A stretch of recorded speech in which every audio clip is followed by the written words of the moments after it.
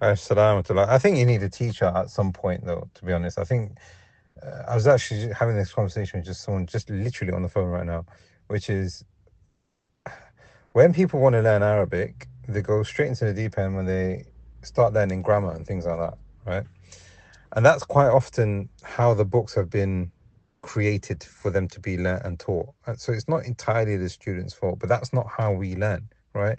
When you learn how to speak English, you learn hello, goodbye, just basic words and phrases. And that's how it should be when it comes to the Arabic. You don't learn grammar. Grammar mistakes are going to happen, right? You should just let them happen and they will be ironed out naturally. Page 8 is now grammar. And that's why it's confusing you, because in that, there is something in Arabic grammar which is known as the wazn. And the wazn is basically the tenses, right? So you'd have present, past, and future. And then you'd have the actor or the doer. And then you'd have the actor and the doer who is present, um, second person, third person, right?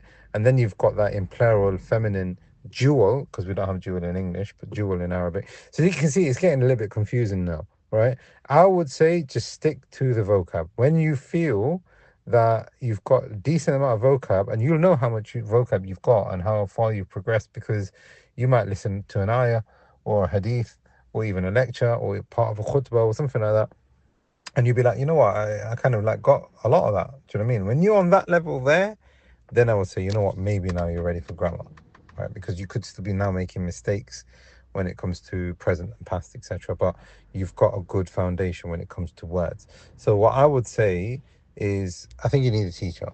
I think you do need a teacher, because when you're learning a language, when you're learning anything, you need a teacher. And language learning is very important.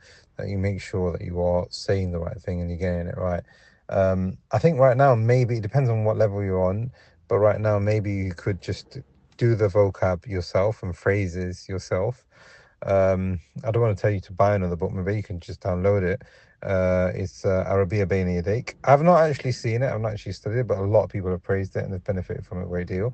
So in there's phrases and vocabulary uh, and um, and phrases basically that you can benefit from. So things like kayfa haluka, rather than splitting it up like kayfa hal kaf at the end, it's just kayfa haluka. So you can understand that, okay, kam umruk, how old are you, ma ismuk, what's your name, etc. So those kind of phrases will be very beneficial for you to get a good grasp of vocab as well. And then when you've got that, then you can move on to what you've got there really on page 8. That's what I would have done. But I mean, like I said, if you've got a teacher and they want to go through the book with you, that's also good. If you've got your friend that can help you, also good. But I would still say you can't compromise on having that bank of words and phrases, because that's what makes the language. Otherwise, you're just learning the mechanics without the fruits, without the glitter, without anything. You just learn the shell of it. I'm sorry for the length of this, but I think it's important that we have the right approach. Barakallahu feek. Assalamu alaikum.